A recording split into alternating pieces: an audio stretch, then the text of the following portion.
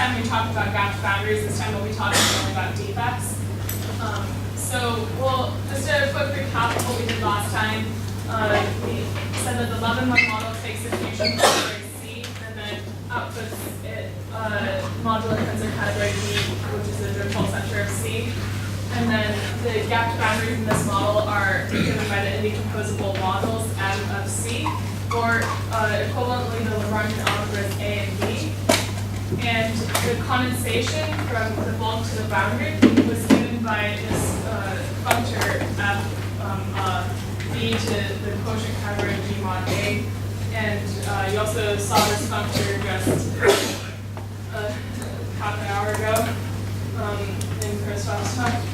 So now to continue, last time at the very end I introduced these boundary defects. So that was in a case where you had some bulk here, and then you had two different boundary conditions. So the first one, say, by the indecomposable module Mi, and the second one by some indecomposable module Mj, right? And then now you get this point at which the two different boundary conditions meet, and that's what we call a boundary defect. And we said that that boundary defect lies in the this category of functors between Mi and Mj. So remember, functors are these maps between categories, maps from objects to objects, morphisms to morphisms, and then these functors preserve the property of the Mi's being a C module. And now the objects in this category are the functors, and the morphisms in the category are natural transformations. So to understand these defects, we note that this category doesn't have a natural tensor product structure, right? Whereas in like that category of excitations there, functors from a module to itself, then you can have a natural tensor product structure by composing maps. This one you can't quite compose because you're going from Mi to Mj, then you can't take another functor. So that's when we introduced this multi-fusion category here.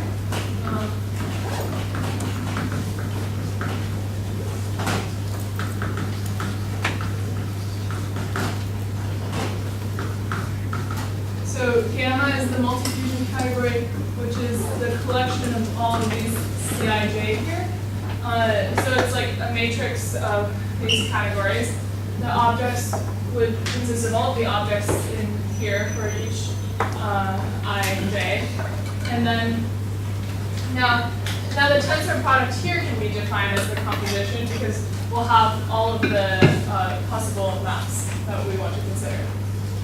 So in this category, a multi-fusion category is essentially the same as a fusion category, which you know, with the exception that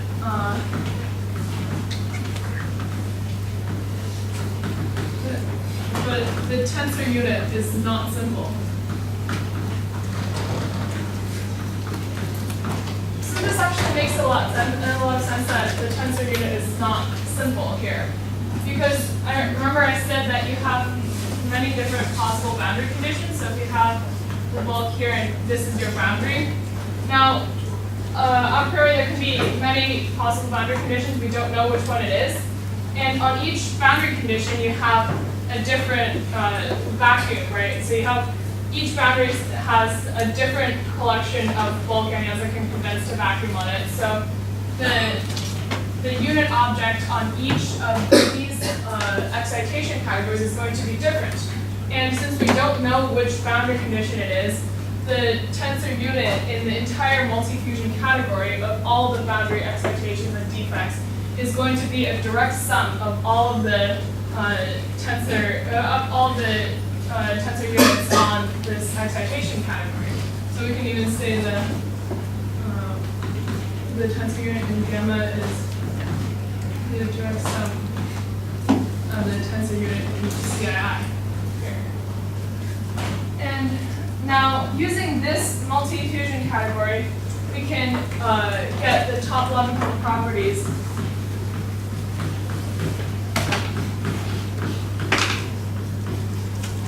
of of defects and excitations.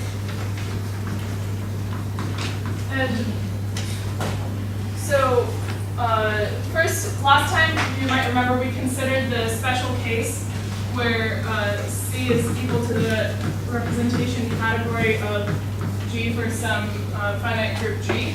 We discussed all of what the any-on labels are in the Drinfeld Tensor C. We also discussed what the indecomposable modules are and hence the gap boundaries.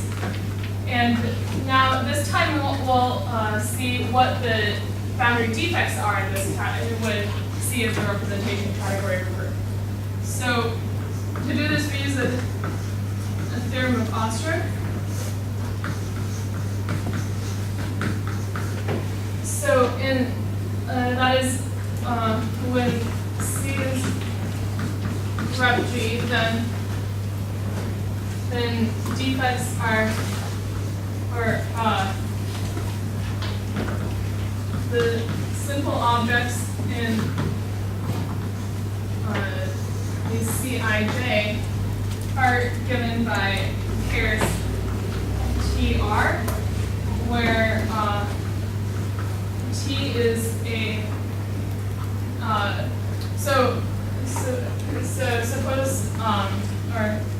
suppose Ki is the subgroup corresponding to the decomposable module Mi here, and Kj is the subgroup corresponding to Mj. Remember we said that when in this group theoretical case the indecomposable modules correspond to subgroups.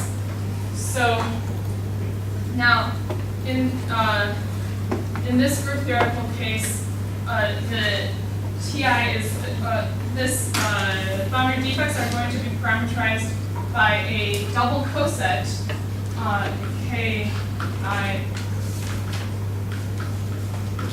And this is going to be a double coset, and this is the R is going to be an irreducible representation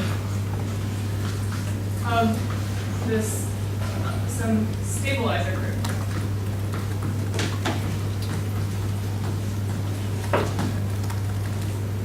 And I'm going to do some simple calculation just to show that this representative doesn't affect the results. So we can, and we said we wanted to compute properties such as the quantum dimension, for instance. So to do that, we also have the theorem of Yamagami. That in this case, so we have a double coset and an irreducible representation, then the quantum dimension is going to be given by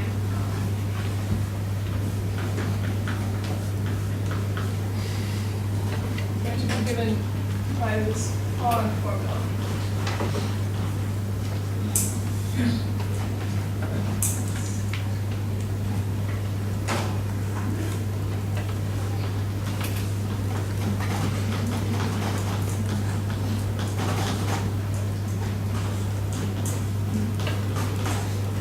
So here, this dimension is the usual dimension of the representation, and then this is just based on the cardinality of certain subgroups. So another interesting thing to note here is that in the group theoretical cases, at least, before when we were looking at gapped boundaries, anyons, the quantum dimensions that we could get were all integral. Now here we can get quantum dimension, which is a square root of an integer. And we'll see this in these examples. We'll consider the same examples that we were looking at last time. So actually for some notational complex for later, I'll change G to H. And then this is just a notational change. So remember when we had the input group ZP, where P is some prime, then last time we got the that the anyons were given by these E, J, M, K, where J and K are between 0 and Q-1.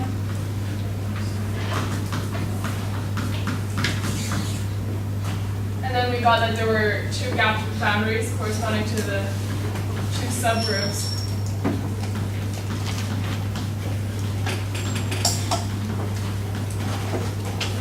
And then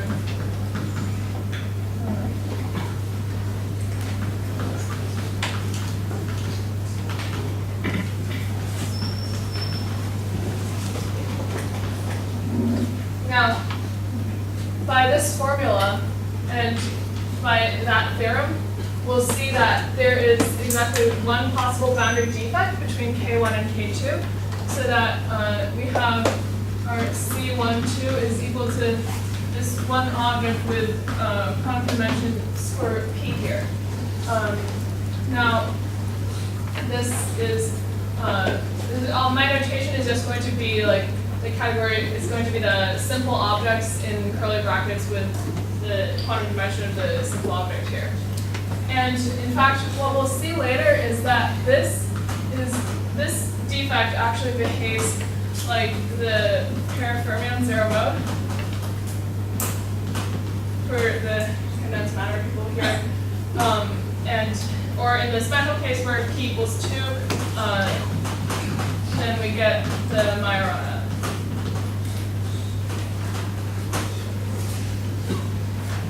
Now, the other example we were considering last time is when we have the input group S3, the symmetric group.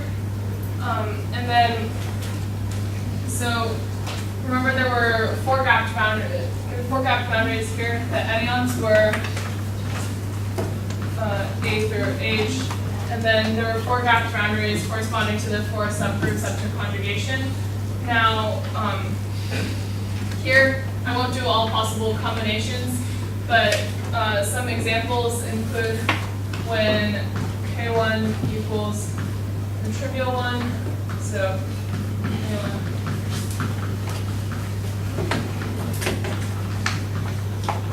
And then K2 is, let's do K3 equals Z3, then this times A plus B plus 2F. Then we get C13 has two simple objects, each of quantum dimension square root 3. And in the case where we have K1 and K1 and K2, which are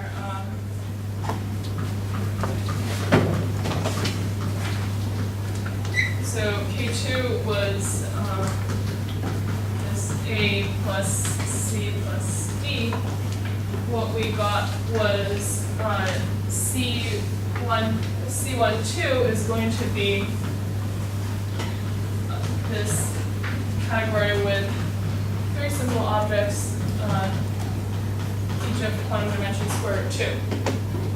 So so here we said that the square root P is somewhat like a pair fermion zero mode. For some of you familiar with more of these the different TQFTs, then this one is actually going to be, the square root 3 here is going to be like the square root 3 in SU2 level 4.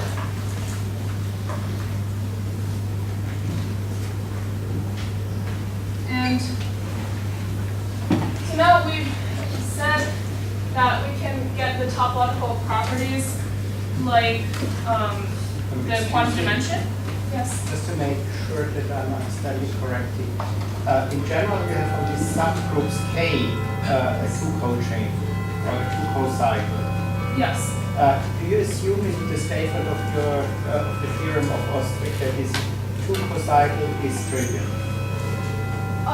No. So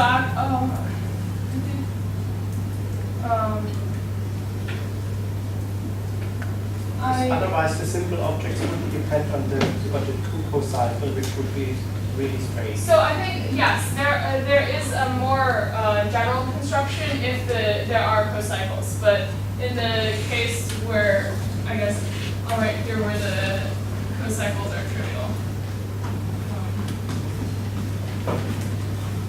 In the cases where there are more general cocycles, then these, it won't be this clean here, but we'll ignore that for now.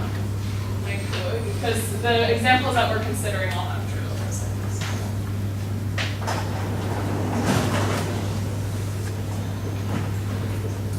So now we've gotten this, these topological properties, we've gotten the quantum dimension.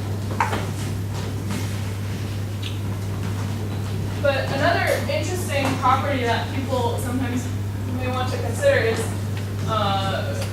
whether we can get some sort of rating, right? So intuitively, this is going to be difficult, right? Because we're on this line, you can't really move these defects around each other. It's just like Michelle was saying, like in 2 dimensions, you can't braid the boundary defects around each other. But in fact, there's no physical implementation, or it's not like the braiding is not physical, but this braiding actually can be simulated by a certain sequence of projective measurements. So if you project a certain, like a pair of defects onto a particular fusion channel, and then you repeat this process, and then you do this with several ancilla defects, and you introduce more defects on a ring, and then keep doing this, then eventually you can simulate a braiding.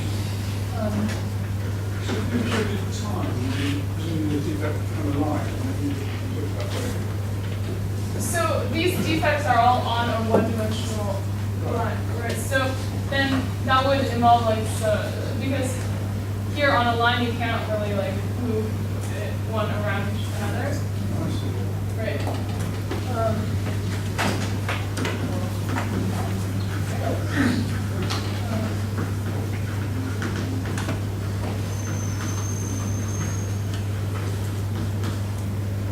So this is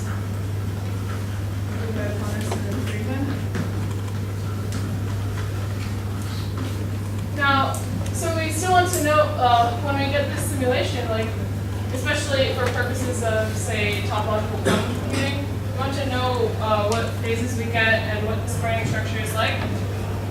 So the way we can compute this is we're going to examine the bulk counterparts of these boundary defects.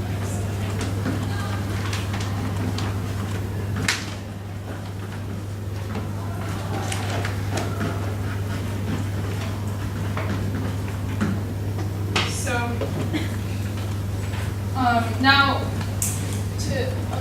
I guess we'll first introduce these.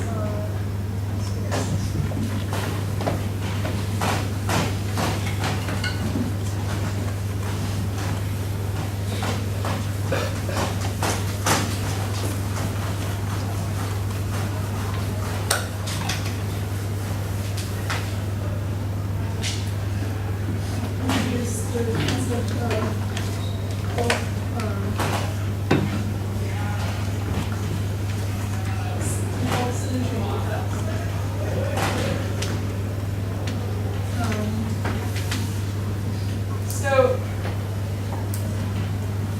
our bulk is given by some moderate tensor category B, right? It's the drift center of our input category.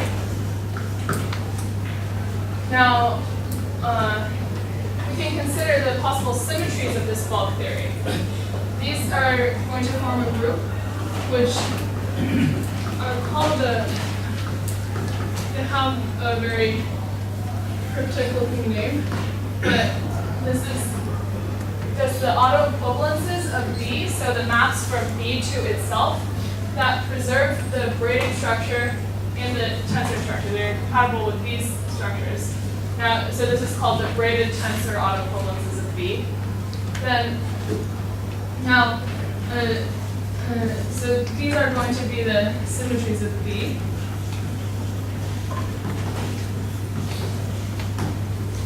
Now, let's say a symmetry group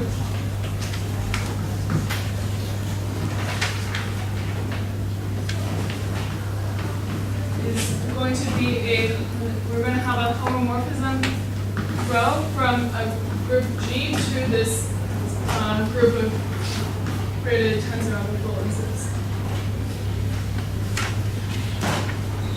Right, so this means we have the symmetry here. We can also consider this in our example cases. So here you can see, remember the anyons are E, J, M, K, and the fusion rules are like by addition, right? So it's pretty clear that the symmetry here is given by an electromagnetic symmetry between E and M. By flipping E and M, then we can preserve all of the braiding properties and all the fusion properties. So here,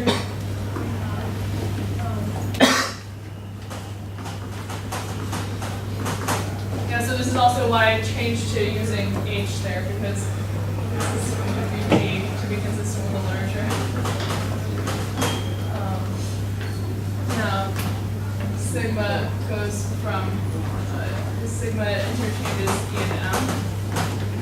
And here, actually, in the S3 case, we also have a Z2 symmetry, which is going to interchange these C and F.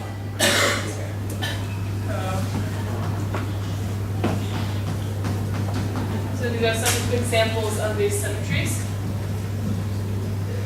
Now, suppose our category has some symmetry given by G. Then remember I said that a topological phase of matter is determined by Hamiltonians that realize it in low energy. Then we can modify our Hamiltonian.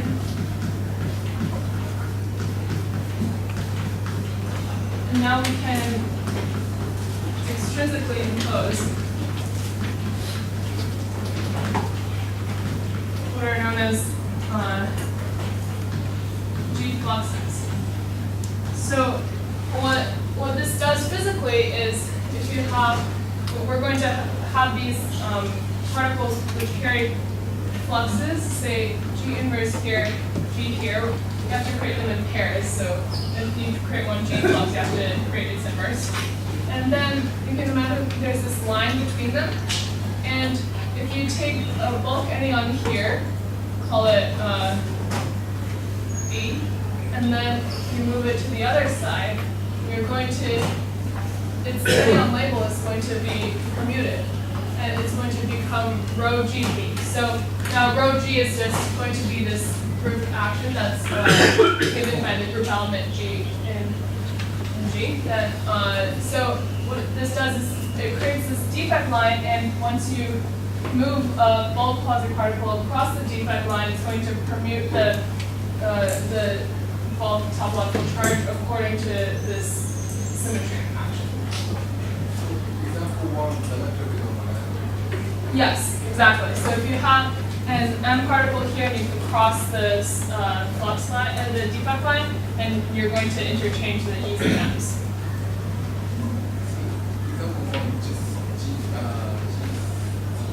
Yes.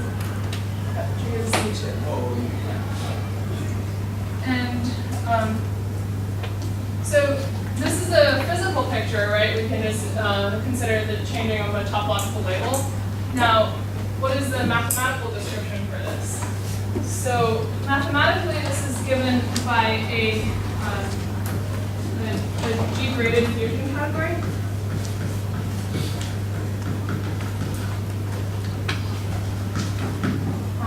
Now, this will call B sub G, and this is going to be a direct sum of all of these flux sectors.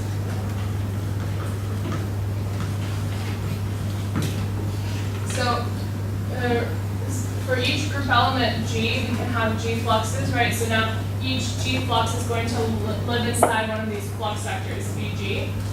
And in particular, we'll see that the V0 corresponding to the trivial flux sector is going to be the same as the original anions.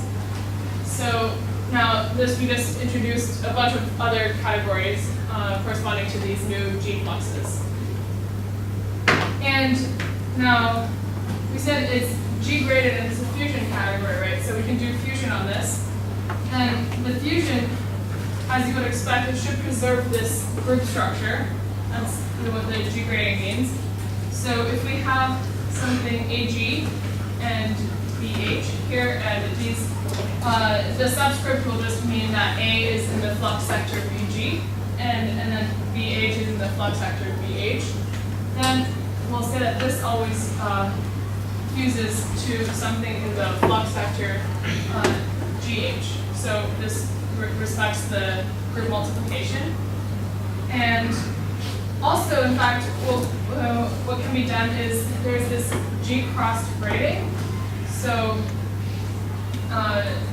we can do a grading of these symmetry defects, except it's not exactly a grading because a usual grading takes the tensor product x tensor y to y tensor x, right? We interchange the two. Now, in this G cross grading, what you'll see is that we might not get the same objects back. It might go to something different. So the new G cross grading is going to be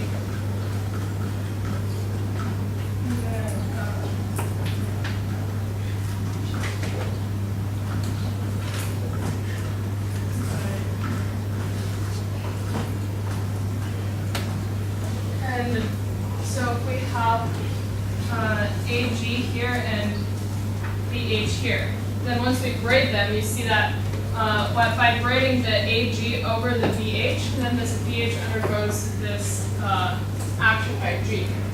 So this is also reminiscent of this defect line picture, where by crossing a defect line, you change the topological label. Similarly, by doing this grading, you also change the topological label of the other one.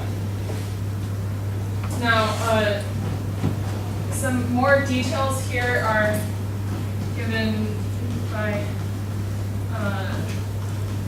this is a long paper by Barkeshri et al.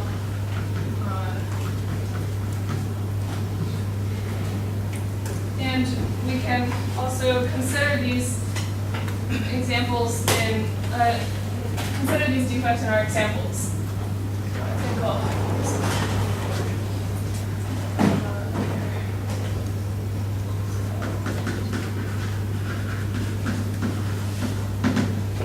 So in our first case, we'll have, when we had H equals CP, we know our flux, our trivial flux sector is always going to be the original anyons, right? So it's still EJMK. And each of these has the quantum dimension 1. And our new flux sector actually introduces P symmetry defects of quantum dimension P. So,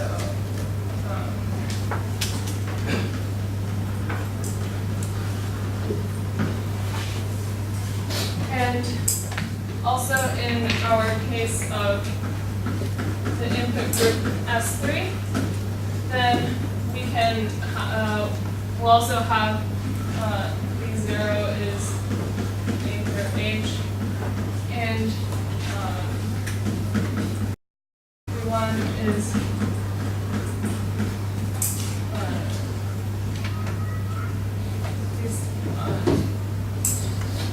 so V1 has 4 objects of square root 3, and there are 2 two that are 2 square root of 3. These details can be found in this paper here. And now so we were talking about boundary defects, right? And so I introduced these bulk symmetry defects.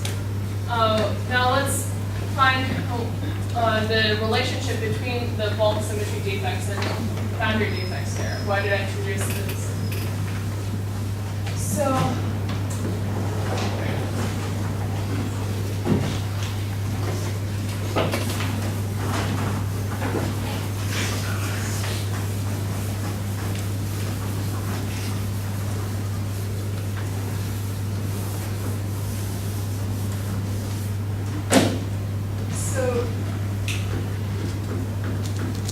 suppose our bulk theory B has the symmetry given by G.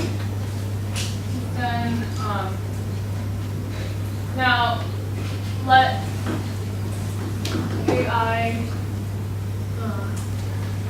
AI corresponding to MI be some gap boundary.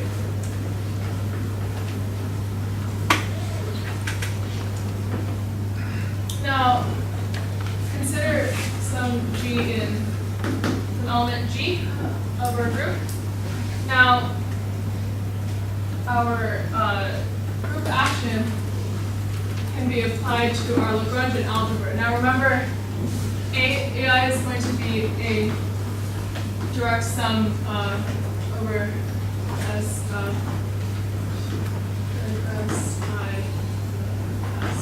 Right, so the AIs have a decomposition into simple objects. Now we can apply this group action to AI, and in general we'll get some different Lagrangian algebra, which is AJ, just because the symmetry is applied to the simple objects, which and the topological labels might be commuted, right? So we'll get a different one, AJ, and since we have one for each group element G, I'll call this the JG here to indicate that it depends on the element. And now, the special case that we'll be considering is the case in which we have a boundary defect like this. So we have AI here and JGs here. And we can consider the defect that lives right here. So recall that we defined a condensation functor f from the bulk B to the quotient category B mod A, right? And in this quotient category, we had the objects of B mod A are the same as the objects of B, and the morphisms are given by this tensor.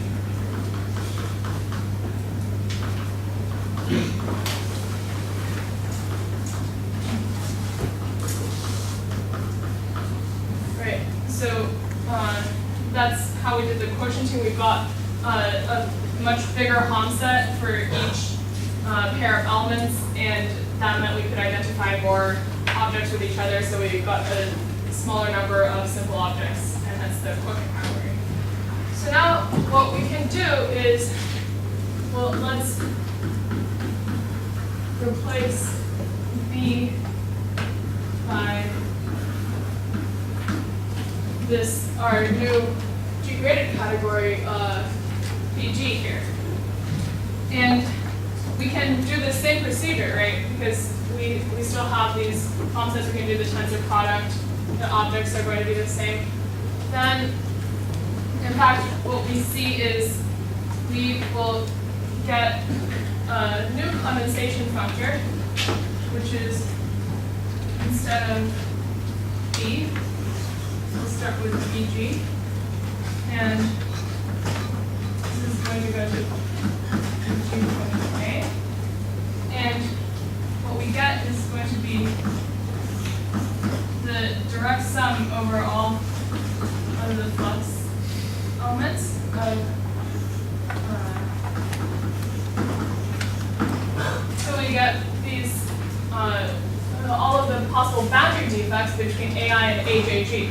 So in particular, since A is in the trivial flux vector, this is not this tensor product A tensor Y is not going to change the flux vector. So essentially, the elements of each flux vector BG gets mapped to CIJG, and so that's why this entire G-graded category is going to become a direct sum of these boundary defect categories here.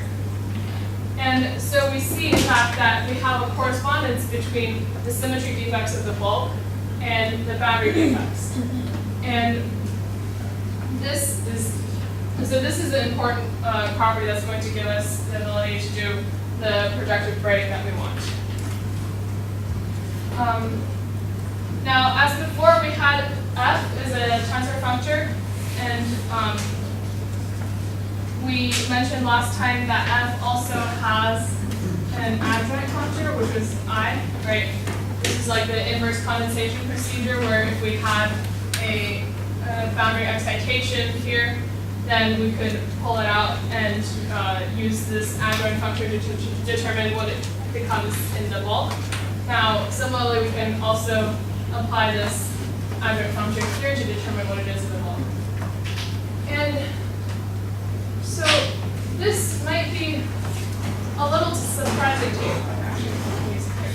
So it seems like, right, so this is AI here. Now, when you're, in general, when you're quotienting by AI, this is considered as condensation to the boundary given by AI, right? But CIJG is this defect between two boundary types. So you might be wondering, where did the second boundary type come from, right? Now, this can actually be very nicely explained by these pictures here. The G-cross braiding and the permuting of the topological label. So suppose I have some boundary symmetry defect in the bulk. Remember, these always come in pairs. Then I have the boundary AI here. And let's be clear, it's always AI. Now, what happens is, let me try to condense this to the boundary. Now, once I get to the boundary, what's going to happen is, instead of this, I'm going to get this picture, right? So in fact, this defect line has just crossed this boundary line. And based on that picture, what happens is one side of this boundary gets permuted in the topological label. So this is no longer AI. This becomes AJG. So by condensing to the boundary, we actually change this AI to AI and AJG with one boundary defect in between corresponding precisely to the symmetry defect. And so we can do some examples over here. In this case, we said there are P symmetry defects here, each of quantum dimension square root P, and there's one boundary defect over there with the quantum dimension square root P, right? So the condensation is precisely these all condense to the one boundary defect. Let's call it like x12 is the thing with which has the quantum dimension square root P. And also over here, these will all condense to boundary defects because now our two boundaries related by this symmetry AI and AJG here would be our A plus B plus 2C and A plus B plus 2F boundaries, because that's related by this CF symmetry. We see that by applying the Z2 symmetry to the first one, you get the second one.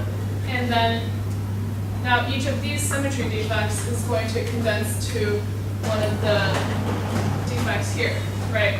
And in particular, the 2 square root 3 ones are going to decompose into a direct sum of these 2.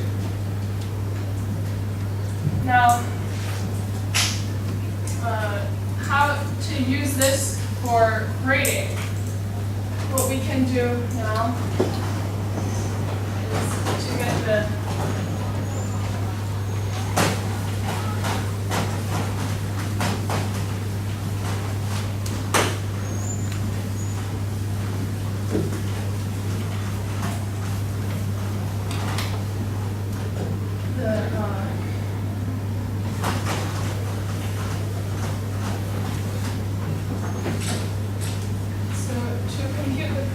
grading.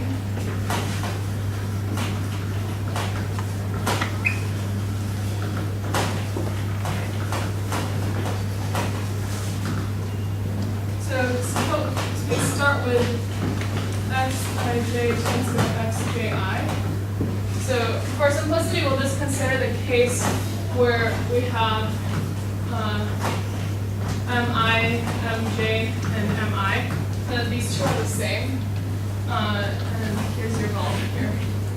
Then we'll have this, we'll start with xij tensor xji, and what we can do is apply the adjoint I, and then get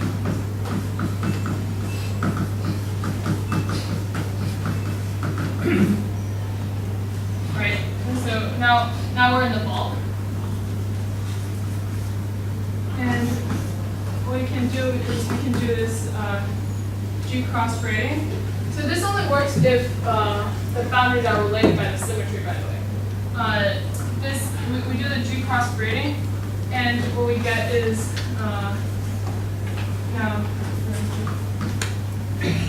so I guess maybe I'll be clear. I'll put this G here.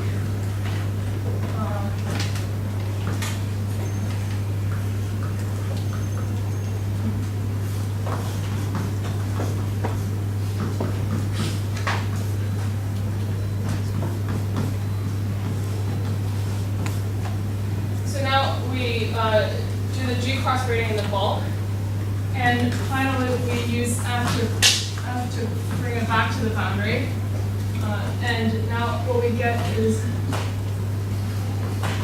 energy of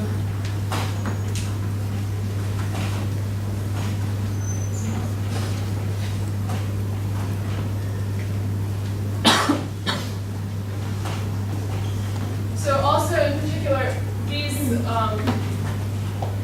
this grading here, the projective grading,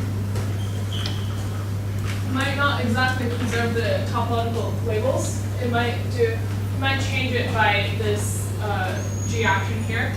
But actually, in the 2 examples here, the G action we can show actually acts trivially on the boundary defects, so it would actually be a projective grading that we would get back the original result, xjgi tensor xijg.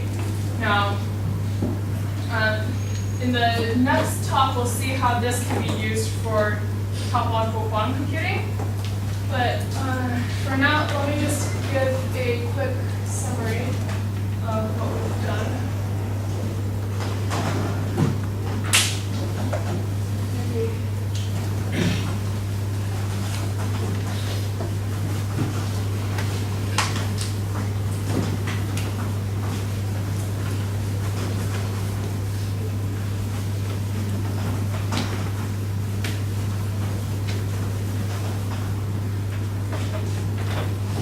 So as a summary,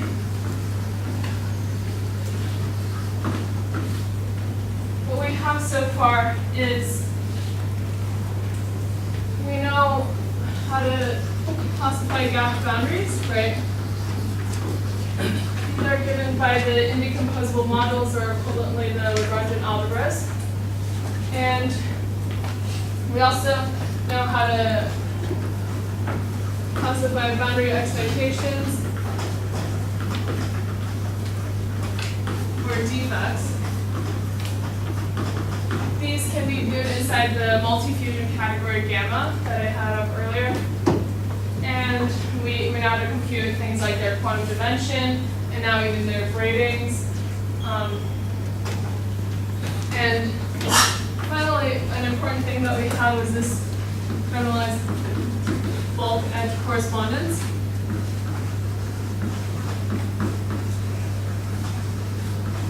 So before we only had it for the boundary defects and anyons.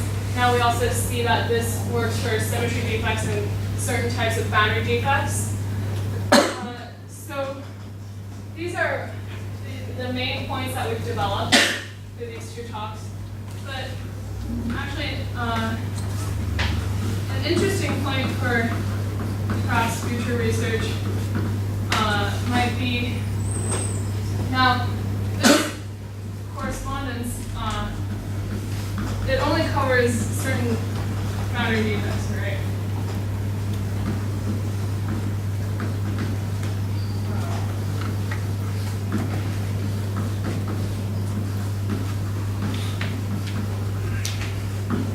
So, for instance, especially in the S3 case, right, this will only cover our square root 3 case because it's only in the case of square root 3 that we get symmetry defects of quantum dimension square root 3. Remember, we also had some boundary defects. Right, we had some boundary defects here that were of quantum dimension square root 2. And these can't exactly be explained by this bulk edge correspondence because there is no bulk symmetry corresponding to this. And you'll see that because we have one algebra that's A plus B plus 2C and one that's A plus C plus D, right? So there's no obvious correlation between these. And so an interesting question might be to ask this, so how about the others?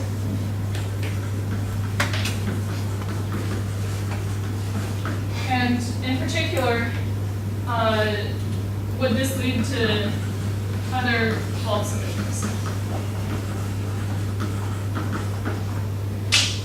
And so these are some interesting directions that we might be considering in the future. And that I'll end.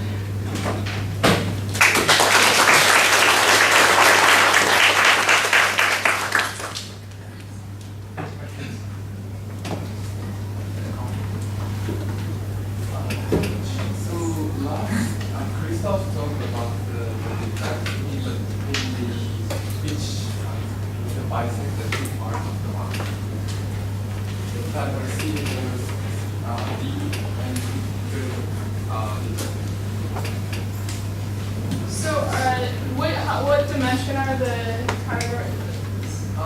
3 dimensions, 3 dimensions. Okay, so you're talking about something like this, like C, D, and then like I would presume I think you gave the like this essentially is what it will look like. No. What I meant is why don't you use the following equation? Yeah, you can use the. Following equation. Yeah, you can probably use the folding chart to consider. Yeah. I think give you the center, the little colors that will give you the center of. I'm sorry. Oh,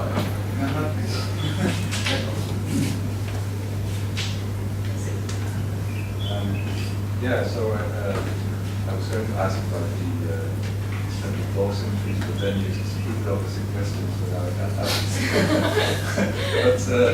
but the symmetries at the moment are all described by finite groups. Actually, there are just permutations of the latest Right. sets of objections your initial category.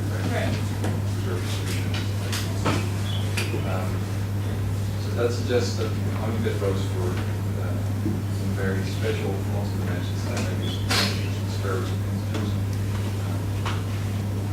The symmetry defects that we get over here, like. Yeah, you're right. You label them by their multi-dimension. That's Yeah. So there must be some general theorem that says that the multi-dimensions of symmetry defects are always squares of integers or something like this. Yes, I believe there should be some theorem like that. Right, and then that would also So that would suggest that if you are going to make all defects that correspond to boundary defects that don't have square root register dimensions, then they could not be linked to this way to finite coefficients. So I think the fact that these are square root integers, it's not really because that I'm not sure. Maybe well, it is partially because that we're looking at finite group symmetries, but the main reason that these are square root integers is because we're looking at the group theoretical model here. Yeah. So we're starting with rep G for some, or rep H for some H. Now, if you started with some other category, like say Fibonacci or something like that, then whatever symmetries you get, like those would like certainly have some things that are not square integers. I guess what I'm really trying to ask is, so in general categories, you expect boundary defects that don't have the class dimensions. But the formalism you set up for considering symmetry defects always consider something nice, finite group. So it's always an output of permutation of objects. So is there some kind of quick thing that you can do? Look at, for example, look at your boundary defects and say, well, these ones I will never be able to realize in this way because, for example, they have complicated dimension. Well, so I guess in our the group theoretical case, then all of the defects will still have quantum dimension that are square root integer, right? That's true, yes. So you won't be able to. So both will have square root integers, so that's not exactly obvious. But I think the most obvious distinction is to just look at the Lagrangian algebras, right? So this one here is going to be, like, for instance, this is A plus C plus D. And then this one is A plus B plus 2C. Now, these are clearly not related by a bulk group symmetry that we had. And so that told us that we can't describe it by the